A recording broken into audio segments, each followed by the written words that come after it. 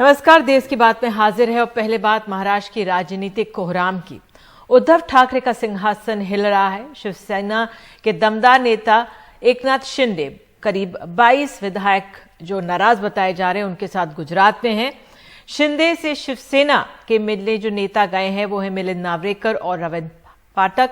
सूरत में उनसे मिलने एक होटल में गए हुए हैं और शिंदे की इजाजत के बाद उनको होटल के अंदर आने दिया गया। इससे पहले शिंदे के बगावती तेवर देखते हुए उनको शिवसेना के विधायक दल के नेता के पद से हटाया गया। शिवसेना के वरिष्ठ नेता संजय राउत ने कहा है कि वे सूरत में कुछ विधायकों के साथ संपर्क में हैं और कुछ देर पहले आपको बता दें मुख्यमंत्री के निवास वर्षा में बैठक हुई है जहां पर कहा जा रहा है कि 30 से 35 विधायक पहुंचे। आज दिल्ली में एनसीपी के नेता शरद पवार ने कहा है कि महाविकास अघाड़ी सरकार ठीक है, क्रॉस वोटिंग जो है होती रहती है, जो समस्या है वो शिवसेना का आंतरिक मसला है। यहां आपको बता दें कि 10 दिन पहले ही राज्यसभा और विधान परिषद के चुनावों में बीजेपी को उसके मतों से ज्यादा वोट मिले थे जो शिवसेना और कांग्रेस के खेमे से आए थे। बहरहाल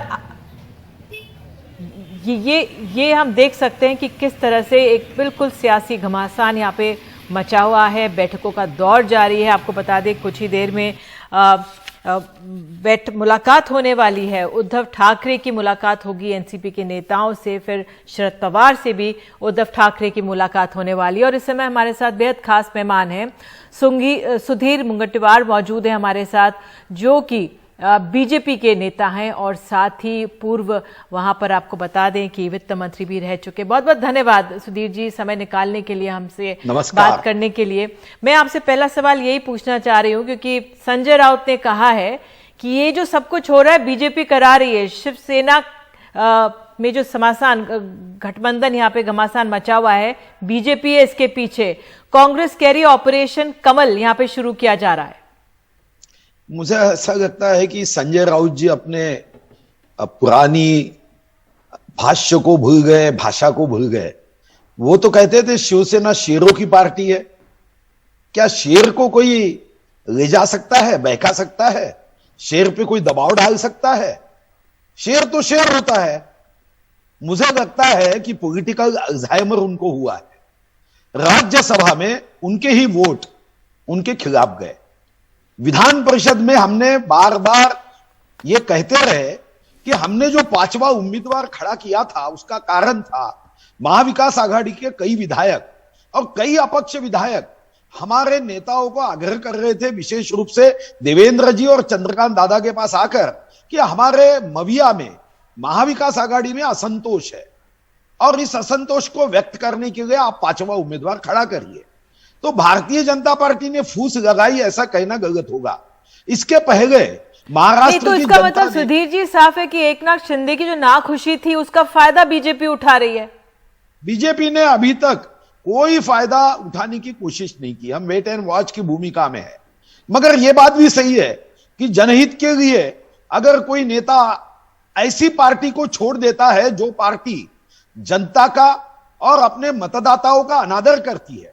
आप याद करिए 24 अक्टूबर 2019 मतदाताओं ने 2,30,58,525 मतदाताओं ने स्वर्गीय हिंदू हृदय सम्राट बाला साहब ठाकरे जी और भारतीय जनता पार्टी के सरकार को चुन के दिया।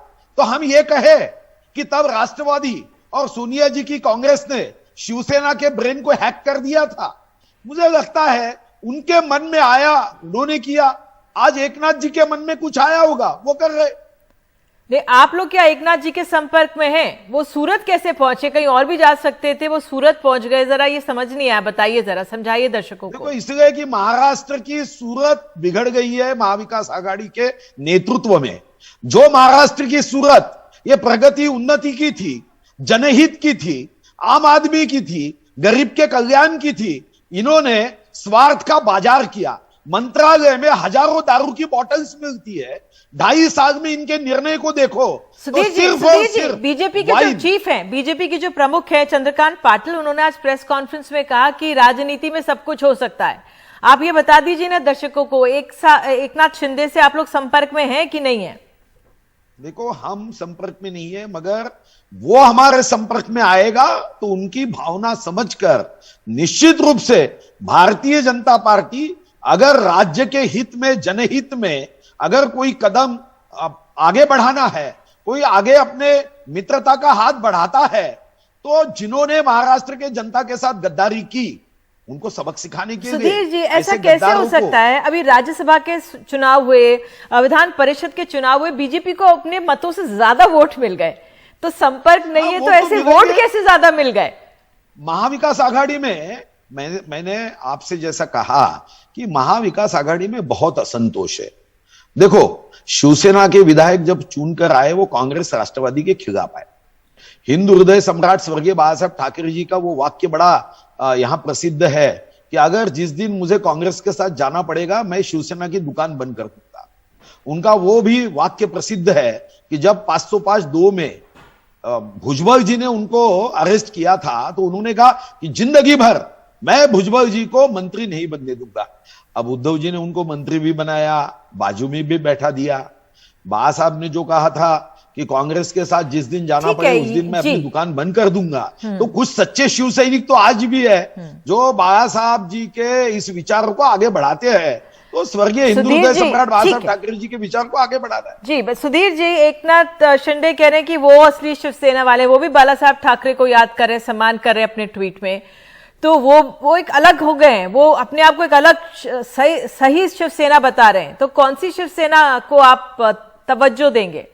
जो कांग्रेस के साथ नहीं जाएगी। यही तो कहा था ना स्वर्गीय हिंदू हृदय सम्राट बाला साहब ठाकरे जी ने कि भगवा यानी क्या। उनका भगवा का जो अर्थ था, जो भय रहित है, गर्व रहित है, वासना रहित है। और इसीलिए 95 में जब हमारी सरकार आई तो तब भी वो खुद मुख्यमंत्री नहीं बने। उन्होंने कहा कि ठाकरे परिवार कभी भी सत्ता के मोह में, खुर्ची के मोह में, खुर्ची के लालच में काम नहीं करता।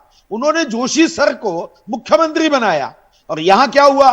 बोले नहीं मैं शिव सैनिक को बनाने वाला हूं, खुद मुख्यमंत्री बन गए। अरे भाई साहब, आप शिव सैनिक थे क्या? अच्छा, आंकड़ों की अगर बात करें सुधीर जी, क्या बीजेपी भविष्य में सरकार बना सकती है नई शिवसेना के साथ? देखो, इस विषय में आज कोई भाष्य कोई कह नहीं सकता। हम तो चाहते हैं कि हम 2024 में मैदान में लड़ाई लड़कर सरकार बनाए, क्योंकि 2019 में मतदाताओं ने हमें चुनकर 161 विधानसभाओं में बहुमत दिया था। मगर हमने विश्वासघात की मित्र को देखा जिन्होंने सत्ता के लिए अपने दोस्त को छोड़ दिया, विचारों को छोड़ दिया, अपने यहां पे महाराष्ट्र के जनता के साथ अनादर किया। मगर यह बात भी सही है कि अगर कल जो नेता शिवसेना जो कह रहे कि हम शिवसेना हमारी है, वो अगर कल आ जाते हैं भूले भटके, तो तब हम विचार करेंगे। आज तो विचार करने की आज आवश्यकता नहीं है, इसको तो समय लगेगा, तब बात होगी आगे। आज तो बात करने की आवश्यकता नहीं है। बिल्कुल जल्दबाजी है क्योंकि 2/3 वोट उनको चाहिए होगा, एंटी डिफेक्शन लॉ उन पे ना लगे। सर, आखिरी सवाल आपसे कि शरद पवार एक बहुत बड़ी शख्सियत है महाराष्ट्र की राजनीति में, क्या उनसे, क्योंकि उनके बिना, उनके भी 50 से ऊपर जो विधायक है, उसके बिना भी सरकार बननी मुश्किल है, आप क्या कहेंगे? उनसे संपर्क या कहीं से? जी, अभी तो हम सरकार बनाने के लिए आज जो शिवसेना में जो कोई क्रांति शुरू है, वो कोई हम अपने पार्टी की सत्ता बनाने के लिए कोई उसका सोच या विचार नहीं कर रहे। आगे देखा जाएगा, वेट एंड वॉच है। हमारा काम पंडित दीनदयाल उपाध्याय जी के अंत्योदय योजना में, गरीबों के सम्मान में, मोदी जी मैदान में, उस दृष्टिकोण से अगर महाराष्ट्र कंट्रीब्यूट करता है, क्योंकि आपको भी जानकारी है कि विश्व के 193 देशों में जनसंख्या में हम उत्तर प्रदेश के बाद आते हैं, तो विश्व में हम 30 नंबर पे आते हैं, इकोनॉमी में 36 में आते हैं, देश की जीडीपी में हम करीब करीब 15%। मैंने शरद पवार जी का सवाल इसलिए आपसे पूछा था क्योंकि राष्ट्रपति चुनाव के लिए तो वो अपना नाम उन्होंने दिया नहीं, पीछे हट गए, इसका मतलब सक्रिय राजनीति में वो हैं। और आज प्रेस कॉन्फ्रेंस में भी उन्होंने कहा कि सरकार को कोई, महाविकास आघाड़ी सरकार को कोई मुश्किल नहीं है, लेकिन ये शिवसेना का आंतरिक मामला है। क्योंकि अगर 12-13 विधायक, 22 विधायक गुजरात चले जाते हैं रातों रात और एनसीपी के गृह मंत्री होते हैं, उनको नहीं पता, अगर सरकार को नहीं पता तो सवाल खड़े होते हैं। इसलिए मैंने आपसे सवाल पूछा था। पवार साहब ने राज्यसभा के चुनाव में भी ऐसे ही कहा था कि हमारे उम्मीदवारों को कोई धोखा नहीं, तो भी चुनाव हार गए। विधान परिषद के चुनाव में कहा हमको कोई धोखा नहीं है, हमारे महाराष्ट्र में जो पवार साहब कहते हैं उसके विपरीत होता है, ऐसा माना जाता है। अगर उन्होंने कहा है कि सरकार को कोई धोखा नहीं है तो समझ जाना चाहिए कि सरकार को 100% धोखा है। राष्ट्रपति चुनाव में वो सक्रिय राजनीति के लिए नहीं तो वो बड़ा अंदाज करते हैं। उनकी आकलन शक्ति जो है ये उनको बताती है कि राष्ट्रपति का चुनाव जीतना ये कठिन नहीं, महाकठिन नहीं, 1000 महाशब्द लगाने के बाद कठिन लगाया जाएगा, इतना महा कठिन है। इसलिए वो राष्ट्रपति का चुनाव लड़ना नहीं चाहते। सक्रिय राजनीति में अगर रहना है तो मुख्यमंत्री बन जाए उद्धव जी को हटा के। कौन सी सक्रिय राजनीति में रहना चाहते? तो मुझे लगता है कि उन्होंने अगर कह दिया है कि ये सरकार को कुछ नहीं हो सकता, तो अभी तक के अनुभव के आधार पे या महाराष्ट्र की जनता समझ गई कि अब कुछ ना कुछ होना है। चलिए, आप हमारे साथ जुड़े इसके लिए बहुत बहुत धन्यवाद। ये थे सुधीर मुंगत्तेवार जो कि वित्त मंत्री रह चुके हैं और उनका जो आंकलन था आपने सब जाना। असली शिवसेना किसे माना जाएगा, एक तरह से उन्होंने संकेत भी दे दिया है। बहरहाल वेट एंड वॉच की स्थिति में है बीजेपी। सीधे चलते हैं अपने सहयोगियों के पास। एनडीटीवी इंडिया के तमाम हमारे सहयोगी गुजरात में भी मौजूद है और महाराष्ट्र में पल पल की जानकारी दे रहे हैं। मैं देख सकती हूँ अभिषेक शर्मा हमारे साथ महाराष्ट्र में है, साथ ही गुजरात में पहुंचे हुए हैं सौरभ शुक्ला और सोहित भी पल पल का आंकलन हमें दे रहे थे। तो पहले सौरभ, अगर आप ही के पास आ जाऊं, क्योंकि आप गुजरात के उस होटल के बाहर हैं जहां पर अनुमति मिलने के बाद ही जो शिवसेना के 2 नेता हैं, मीडिएटर्स हैं, वो गए एकनाथ शिंदे से मिलने के लिए। आपको सुन रहे थे। पहले जरा बताइए क्या हो रहा है वहां पे। देखिए, बिल्कुल निधि, पहले तस्वीरें दिखा देते हैं आपको फिर से एक बार। बिल्कुल देखिए, ये होटल सामने नजर आ रहा हो, ये कांच की बिल्डिंग है, ये ली मेरिडियन होटल है गुजरात का, और इसे लगभग 50 मीटर की दूरी पर मीडिया को रोक दिया और किसी को भी अंदर जाने की अनुमति नहीं है। इस होटल में अगर आप बुकिंग कराना चाहें तो नहीं करा सकते हैं, क्योंकि बिल्कुल ये पूरा होटल इस वक्त एकनाथ शिंदे के नाम पर है। और इस वक्त लगभग 1.5 घंटे हो गए हैं और मिलिंद नार्वेकर और रविंद्र फाटक जो उद्धव ठाकरे की तरफ से बातचीत करने पहुंचे हैं, वो एकनाथ शिंदे से मिल रहे हैं, उनसे बातचीत कर रहे हैं, उनकी मान मनवल की कोशिश कर रहे हैं। पर इसी बीच कहानी में 2 बार ट्विस्ट भी आया।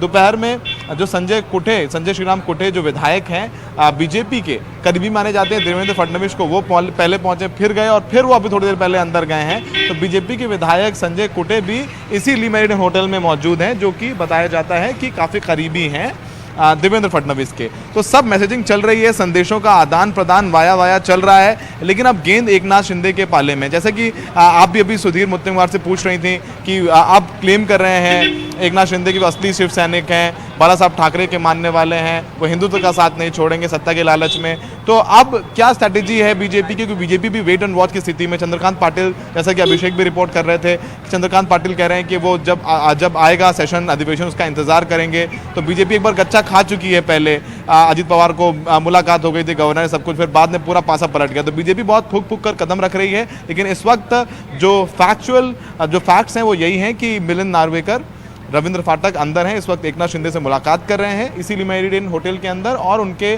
बाद में संजय कुटे भी पहुंचे हैं जो बीजेपी के विधायक हैं, वो भी अंदर हैं। कितने विधायक एग्जैक्टली अंदर, नंबर्स क्या हैं वो निधि किसी को नहीं पता है।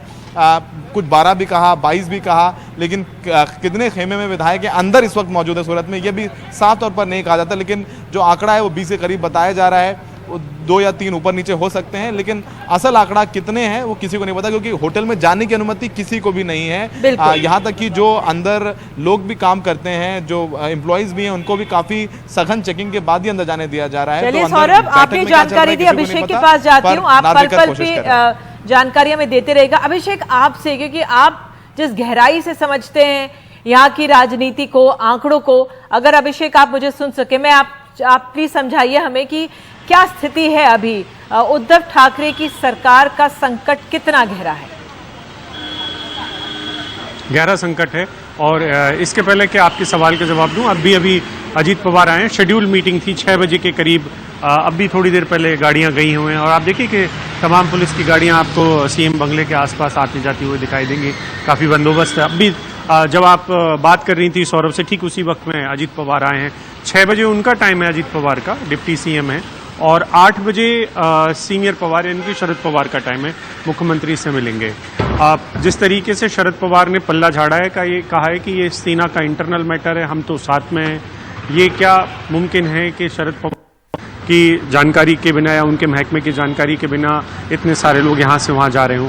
जो हमारी जानकारी है, ऐसा नहीं है कि सीएम भी पूरी तरीके से अनभिज्ञ थे या उनकी तरफ से भी एक वर्जन आया है जो ऑफ रिकॉर्ड है, जाहिर सी बात है हमें सोर्सेज के हवाले से मिला है, वो ये कि 2 दिन पहले से ही इस तरीके की कयास थे।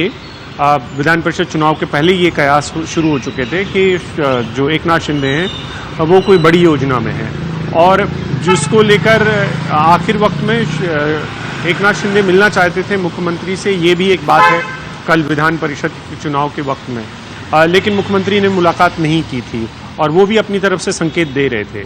तो ऐसा नहीं है कि दोनों तरफ से पहले से बहुत कुछ किसी को नहीं पता हो। थोड़ी बात तो समझ में आ रही थी, क्योंकि जो राज्यसभा चुनाव में हो चुका था वो किन लोगों ने किया होगा, ये सीएम तक बात पहुंची है या उनको पहले से पता था कि किन लोगों ने साथ छोड़ा है। तो वो एक तरीके से आप देखिए कि ये जो वक्त का चुनाव है ये बहुत इम्पोर्टेंट है निधि, कि महाराष्ट्र की राजनीति में अगर ज़्यादा से ज़्यादा राज्यसभा के सांसद आप लेके जा सकें, बीजेपी को इसके लिए सेना के अंदर के साथियों की ज़रूरत थी। पहले हो जाता तो बात गड़बड़ हो जाती। विधान परिषद में भी अपने सबसे ज़्यादा साथियों को भेजने की ज़रूरत थी, वो भी करा लिया गया। तो एक तरीके से 2 काम तो हो चुके हैं बीजेपी के। तीसरा काम है यहाँ की सरकार को गिराना, जिसको लेकर वो बहुत अरसे से लगे हुए हैं। तो जो नंबर्स हैं वो आप देखिए कि पृथ्वीराज चौहान भी मान रहे हैं, हम भी मान रहे हैं, 134 के आंकड़े तक तो पहुंच चुकी है बीजेपी। वो कैसे पहुंची है? क्योंकि उसने जो एमएलसी के चुनाव करवाए हैं, जो विधान परिषद के चुनाव, उसमें जो नंबर्स उनके पास दिखाई देते हैं वो 134 हैं, जिसको लेकर शरद पवार भी कह रहे हैं कि हाँ उन्होंने अच्छे से इस पूरे खेल को खेला और उनके पास क्रॉस वोटिंग हुई है। तो क्रॉस वोटिंग सिर्फ विधान परिषद के लिए हुई है क्योंकि वहां पर गुप्त मतदान की सुविधा है, लेकिन या फिर ये तमाम लोगों को वो ले जाने में कामयाब भी हो गए हैं, कोई एक बड़ी डील हो गई है। तो जो बड़ी डील है उसको लेकर भी अब जो दोनों अपने अपने पक्ष रख रहे हैं। एकनाथ शिंदे के जो पक्ष है, जो हमें सोर्सेज कह रहे हैं, वो कह रहे हैं कि हमारे पास 30 से 35 लोग हैं। दूसरी तरफ के लोग भी कह रहे हैं कि हमारे पास 30 से 35 लोग हैं, लेकिन ऐसा हो नहीं सकता है। अभी तक जिसके पास अच्छे नंबर्स होंगे या जो दिखाने की स्थिति में होगा वो सबसे पहले अपने पत्ते खोल सकता है। तो और देखिए कि मुख्यमंत्री आवास में तब तक कुछ नहीं हो सकता है जब तक कि शरद पवार आके ना बैठ जाएं।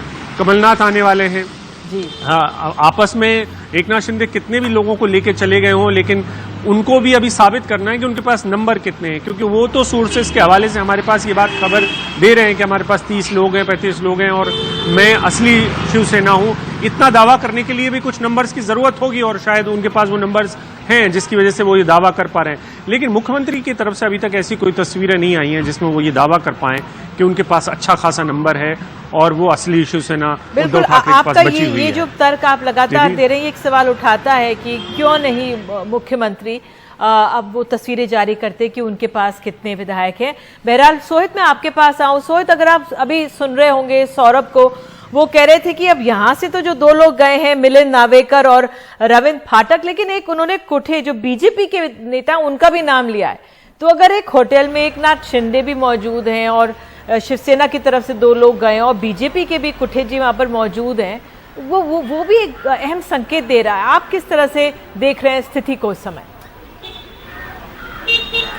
बिल्कुल, देखिए अगर 2019 की आप बात करें तो 2019 में कांग्रेस एनसीपी के भी कुछ विधायक यहाँ वहाँ गए थे, खासतौर पर एनसीपी के, लेकिन अधिकांश विधायक जो थे वो महाराष्ट्र के किसी होटल में रुके थे। अब महाराष्ट्र की होटलों की अगर आप बात करेंगे तो वहां पर शिवसेना की जो वर्किंग सेल है, जिसे कामगार सेना कहते हैं, वो काफी मजबूत है। वहां से विधायकों को पकड़ कर मुंबई लाया गया था 2019 में। इस बार एकनाथ शिंदे का महाराष्ट्र के बाहर सूरत जाने का मतलब ही यही है कि वो किसी भी प्रकार के रिस्क लेने से बचते दिख रहे हैं। वो महाराष्ट्र के किसी होटल में भी रुक सकते थे, मुंबई के किसी होटल में भी रुक सकते थे। आज तो शिवसेना के 3 विधायक मुंबई के एक होटल में रुके हुए थे, उन्हें वहां से पकड़कर आज वर्षा बंगले में लाया गया, क्योंकि महाराष्ट्र में अगर आप रुकेंगे तो शिवसेना की इतनी ताकत है कि आपको वहां से उठाकर आपको बंगले में लाया जा सकता है। इसलिए ये पहुंचे गुजरात में, ये पहुंचे सूरत में। अब वहां पर मिलिंद नार्वेकर जो कि उद्धव ठाकरे के पीए हैं, यानी जो कुछ उद्धव ठाकरे को कहना था वो मिलिंद नार्वेकर के जरिए उन्होंने कह दिया है एकनाथ शिंदे को। साथ ही साथ रविंद्र फाटक थाने से आते हैं। महज 2 से 3 किलोमीटर का अंतर होगा एकनाथ शिंदे के घर और रविंद्र फाटक के घर से। दोनों का एक आपस में जो तालमेल है वो काफी पुराना है। एक समय में दोनों पार्षद हुआ करते थे, तो काफी पुराना इन दोनों का रिलेशन है आपस में, इसलिए इन दोनों को वहां पर भेजा गया है। रही बात संजय कुटे की, संजय कुटे देवेंद्र फडणवीस के करीबी हैं, बीजेपी के लोग भी वहां पर पहुंचे हुए हैं। गुजरात जाना ही बताता है कि आखिर इसके पीछे वजह क्या है। गुजरात पुलिस का होटल के बाहर पहुंचना ही बताता है कि आखिर इसके पीछे वजह क्या है। गुजरात बीजेपी अध्यक्ष का वहां पर होना, जो खुद सीआर पाटिल, जो खुद महाराष्ट्र से आते हैं, पाटिल हैं वो, महाराष्ट्र में पाटिल सरनेम का इस्तेमाल होता है, इससे पता चलता है कि अंदर खाने बहुत कुछ चल रहा है, इसलिए हर किसी से मुलाकात जरूर कर रहे हैं। अब देखिए संजय कुटे एक बार पहले 3 बजे जाते हैं, मुलाकात करते हैं एकनाथ शिंदे और विधायकों से। मिलिंद नार्वेकर और रविंद्र फाटक उसके बाद जाते हैं, वो मुलाकात करते हैं, उसके बाद एक बार फिर से संजय कुटे जाते हैं। तो बीजेपी भी कोई रिस्क लेना नहीं चाहती है। 2019 में एक बार बीजेपी ने देख चुकी है कि क्या हुआ था। 3 दिन के लिए सरकार भी बनाए थे, लेकिन उसके बावजूद उन्हें विपक्ष में बैठना पड़ा था। अब बीजेपी एक हाई मोड़ पर है। अगर महाराष्ट्र की बात करें, पहले राज्यसभा चुनाव में वो जीतते हैं, 3 सीटों पर लड़ते हैं, तीनों सीटते हैं, महाविकास आघाड़ी को हराते हैं, खुद उद्धव ठाकरे को हराते हैं, जो पर्सनली राज्यसभा चुनाव में इन्वेस्टेड थे उनके ही प्रत्याशी को हराते हैं। बाद में विधान परिषद में भी वो कांग्रेस के जो प्रत्याशी हैं उन्हें हराते हैं। तो बीजेपी अब एक ऐसे लेवल पर अपने आप को दिखाना चाहती है। मैं आपको रोकूंगी, बिल्कुल अहम बात। सौरभ के पास जाना चाहूंगी। अब सौरभ, आप कहाँ जा रहे हैं भागते हुए, जरा बताइए दर्शकों को। बिल्कुल, ये देखिए जो तस्वीरें देख रहे हैं, जो गाड़ी निकल रही है, ये मिलिंद नार्वेकर हैं, ये मिलके निकले हैं। अभी इस वक्त लगभग 1.5 से पौने 2 घंटे की बैठक हुई है इनकी एकनाथ शिंदे के साथ में। मिलिंद नार्वेकर और रविंद्र फाटक, ये दोनों यहाँ से निकले हैं और वो देखिए आपको सामने गाड़ी नजर आ रही होगी, उस गाड़ी में है और पीछे के रास्ते से निकल रहे हैं। लगभग 1.5 से पौने 2 घंटे की बैठक चली है। उस बैठक में कोशिश की है एकनाथ शिंदे को मनाने की, कितना मना पाते हैं, कितना मना पाए हैं, कितना नहीं मना पाए हैं। अभी वो मीडिया से दूरी बनाए हुए हैं, मीडिया से बात नहीं कर रहे हैं, लेकिन ये तस्वीरें हम आपको दिखा रहे हैं कि यहाँ से रविंद्र फाटक और मिलिंद नार्वेकर, पहले वो दोपहर में पहुंचे थे निधि यहाँ पर उनको गुजरात पुलिस ने अंदर नहीं जाने दिया था। और लेकिन फिर उसके बाद में उनकी गाड़ी रुकी। हम कोशिश करते हैं कि कुछ अगर वो बोलें, बताएं कि क्या वो मना पाए हैं एकनाथ शिंदे को। ये तस्वीरें सीधे सूरत से हम दिखा रहे हैं अपने दर्शकों को। एकनाथ शिंदे से मिलकर निकले हैं मिलिंद नार्वेकर और रविंद्र फाटक। क्या मना पाए हैं, संकेत ये नजर मिल रहे हैं कि फाटक नहीं और मीडिया से बिना बात करे वो निकल गए हैं यहाँ से। निधि, उन्होंने बात नहीं करी है। मिलिंद नार्वेकर, हम इस वक्त ये फ्लैश कर सकते हैं कि मिलिंद नार्वेकर जो यहाँ पर उद्धव ठाकरे का संदेश लेकर पहुंचे थे, वो यहाँ से निकल गए हैं। लगभग 2 घंटे की बैठक यहाँ पर चली। अब इस वक्त संजय कुटे जो बीजेपी के विधायक हैं वो अंदर हैं। अब वो क्या संदेश लेकर गए हैं एकनाथ शिंदे के पास, वो आप अपना संदेश बताएंगे। तो ऐसा लग रहा है कि एकनाथ शिंदे माने नहीं हैं या माने हैं, ये सब हवा में है। लेकिन अगर माने होते तो शायद यहाँ पर नार्वेकर आकर मीडिया से बात करते। फिलहाल हम कुछ पुख्ता तौर पर नहीं कह सकते हैं। नार्वेकर लगभग 2 घंटे के करीब उनकी बैठक चली और वो निकले। लेकिन आपने वहां का एक्शन दिखाया हमें, वो उसके लिए बहुत बहुत धन्यवाद। वो पूरा एक्शन हम देख पाए और समझ पाए कि इस समय कितनी तेज गति से ये मुलाकातें हो रही हैं और शिवसेना महाविकास आघाड़ी सरकार किस तरह से बचाने की कोशिश कर रही है। सोहित हमें बता रहे थे कि संजय कुटे जो बीजेपी के विधायक हैं, पहले वो मिलते हैं एकनाथ शिंदे से और फिर उसके बाद ये शिवसेना के 2 नेता जो गए संजय यहाँ पर, वो मिले और फिर एक बार फिर से संजय कुटे मिल रहे हैं एकनाथ शिंदे से। तो बहरहाल इस पे हम लगातार आपको अपडेट देते रहेंगे। लेकिन आज आपको ये भी बता दें कि राष्ट्रपति चुनाव जो होने वाला है उसके लिए जो विपक्ष ने एक नाम का ऐलान किया है वो यशवंत सिन्हा, और उस लिहाज से उस पर और जानकारी आपको देंगे एक छोटे से ब्रेक के बाद।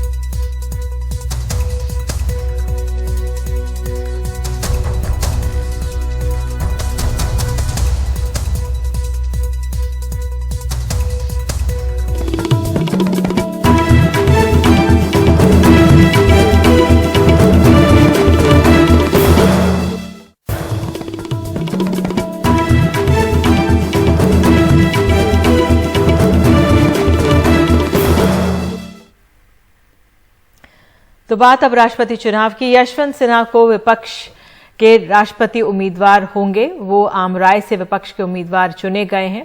विपक्ष का कहना है कि राष्ट्रपति आम राय से चुने जाने चाहिए, मगर सरकार ने गंभीर पहल नहीं की कि एकजुटता हो इस मामले में। तो आपको बता दें कि जो अब तक राष्ट्रपति चुनाव हुए हैं, 2017 से अगर हम शुरुआत करें तो रामनाथ कोविंद एनडीए के थे उम्मीदवार और मीरा कुमार विपक्ष की उम्मीदवार थी उनके सामने। 2012 में आपको बता दें प्रणब मुखर्जी यूपीए के उम्मीदवार थे और उन्होंने हराया था पीएस संगमा को, वो बीजेपी के उम्मीदवार थे। 2007 में प्रतिभा पाटिल यूपीए और लेफ्ट की उम्मीदवार थी और दूसरी तरफ भैरव सिंह शेखावत बीजेपी के उम्मीदवार थे। 2002 में डॉक्टर एपीजे अब्दुल कलाम कांग्रेस और अन्य दलों से समर्थित बीजेपी के उम्मीदवार थे और उनके सामने थी कैप्टन लक्ष्मी सहगल, वो लेफ्ट की उम्मीदवार थी। 1997 में के.आर. नारायणन संयुक्त मोर्चे कांग्रेस के उम्मीदवार थे और टी.एन. शेषन शिवसेना के उम्मीदवार थे और 1992 में शंकर दयाल शर्मा कांग्रेस के उम्मीदवार थे और जॉर्ज गिलबर्ट स्वेल विपक्ष के उम्मीदवार थे। तो आइए सीधे चलते हैं अपने सहयोगी हिमांशु शेखर के पास, जो आज जिस तरह से यशवंत जी का नाम सामने आया उस पर हमें जानकारी देंगे। जी हिमांशु, तो ये बताइए, यशवंत सिन्हा का तो नाम सामने आ गया और चाहता है कि उन्हीं का नाम सभी दल मान्य हो, तो क्या किस तरह से बढ़ेगा ये चुनाव का प्रोसेस, क्या रहेगा? देखिए, शरद पवार से मैंने ये सवाल पूछा था कि जो गैर एनडीए पार्टियां हैं जो अब तक विपक्षी दलों की बैठक से दूर रही हैं, क्या उनका समर्थन उनको मिलेगा, क्या उनसे कोई संपर्क या बातचीत हो पाई है? तो शरद पवार ने बहुत साफ शब्दों में ये कहा है कि वो खुद जो आंध्र प्रदेश के मुख्यमंत्री हैं, वाईएसआर कांग्रेस पार्टी के राष्ट्रीय अध्यक्ष हैं जगन मोहन रेड्डी, वो उनसे बात करेंगे, उनका समर्थन हासिल करेंगे। साथ ही शरद पवार ने यह भी कहा है कि मैंने अरविंद केजरीवाल से भी बात की है, क्योंकि आम आदमी पार्टी दोनों विपक्ष की बैठकों से दूर रही है। साथ ही टीआरएस के नेता के चंद्रशेखर राव भी दोनों बैठकों में शामिल नहीं हुए, लेकिन शरद पवार ने कहा है कि मेरी उनसे बातचीत हुई है और वो हमारे साथ रहेंगे। उनकी अपनी राजनीतिक मजबूरियां थी जिसकी वजह से वो विपक्ष की बैठक में शामिल नहीं हुए। शरद पवार ने कहा है कि मैं बीजू जनता दल के नेताओं से भी संपर्क में हूं और हमारी ये प्राथमिकता होगी कि अगले कुछ दिनों में जितनी भी गैर एनडीए पार्टियां हैं उसका हम समर्थन हासिल करने की कोशिश करें। विपक्ष के नेताओं की एक समिति बनाई गई है जो यशवंत सिन्हा के जो पूरा चुनावी अभियान है उसका संचालन करेगी। एक साझा रणनीति आज बनाई गई है जिसको अगले कुछ दिनों में इंप्लीमेंट किया जाएगा। यह भी तय किया गया है कि 27 तारीख को यशवंत सिन्हा अपना नामांकन भरेंगे और विपक्ष के नेताओं को ये की तरफ से ये दावा किया गया है कि अगर सभी गैर एनडीए दल के नेता एक साथ आते हैं एक ही मंच पर, तो सरकार की तरफ से, बीजेपी की तरफ से, एनडीए की तरफ से जो ऑफिशियल कैंडिडेट मनोनीत किया जाएगा उसको हम टक्कर दे सकते हैं, कड़ी चुनौती दे सकते हैं। ये दावा विपक्ष की तरफ से किया गया है। निधि, बहुत बहुत धन्यवाद आपका हिमांशु, इस तमाम जानकारी के लिए। तो देश की बात में फिलहाल एक छोटा सा हम लोग ब्रेक ले लेते हैं और ब्रेक के बाद हम आपको बताएंगे कि आज कांग्रेस का विरोध प्रदर्शन भी हुआ है। राहुल गांधी ईडी के समक्ष पेश हुए 5वें दिन और इसी पर जानकारी देंगे एक छोटे से ब्रेक के बाद।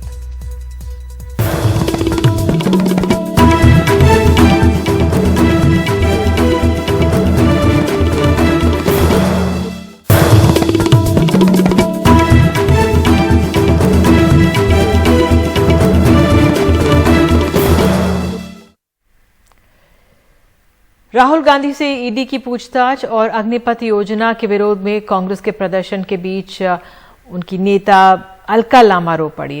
अलका लांबा कांग्रेस के महिला कार्यकर्ताओं के साथ बीच सड़क पर बैठकर नारेबाजी कर रही थी और इस दौरान पुलिस बलों के साथ उनकी झड़प भी हुई। इस दौरान वहां आप देख सकते हैं क्या दृश्य देखने को मिला, आइए सुनते हैं।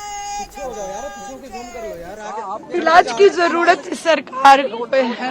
मैं बैठी हूँ, निहत्थी हूँ मैम, आपके लिए कोई खतरा नहीं हूँ खतरा किसी इतनी बड़ी पुलिस फोर्स के लिए किसी के लिए खतरा हूँ, ये भी जानते हैं हम। जय जवान जय किसान, भारत माता जिंदाबाद। बस लोकतंत्र में अपनी आवाज उठाने का अधिकार है या नहीं? नहीं इत्तेफाक रखते आपकी अग्निपथ से। देश के करोड़ों युवा सड़क पर आंदोलित है, कोई सुनने वाला है? आत्महत्या कर रहे हैं वो।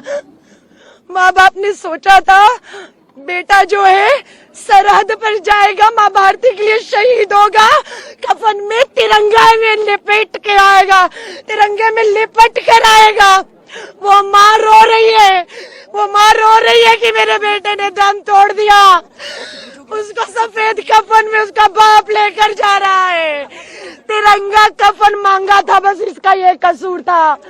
तिरंगा कफन में मांगा था उसने।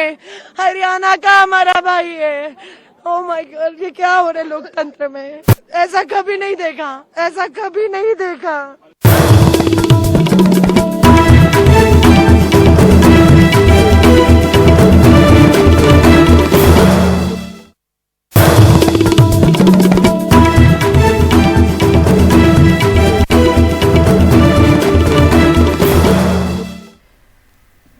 राष्ट्रीय सुरक्षा सलाहकार अजीत डोभाल ने अग्निपथ योजना को लेकर कहा है कि बेहतर कल के लिए परिवर्तन जरूरी है। अग्निवीरों को चिंता की जरूरत नहीं, 4 साल की सर्विस के बाद होंगे कई विकल्प। भारत का वो देश जिसकी सबसे यंग पॉपुलेशन है, उसकी एक ओल्डेस्ट आर्मी है। जहां पर 2030 के अंदर में 50% लोग 25 साल से कम उम्र के होंगे, उसी देश के अंदर में जो सेना की एवरेज एज है वो दुनिया की सबसे अधिक एजेड आर्मीज में से है। तो हमें उसको ठीक करना था। अब आपने प्रश्न किया कि यदि हमारे को अग्निवीर बनाते हैं या हम अग्निपथ के रास्ते पर चलते हैं तो किस प्रकार से हम उनकी ट्रेनिंग और उनको इक्विप कर पाएंगे इन नई चुनौतियों का, to meet the new challenges and the threats. Will they be competent enough? और इसी के साथ देश की बात में आज के लिए इतना ही। नमस्कार।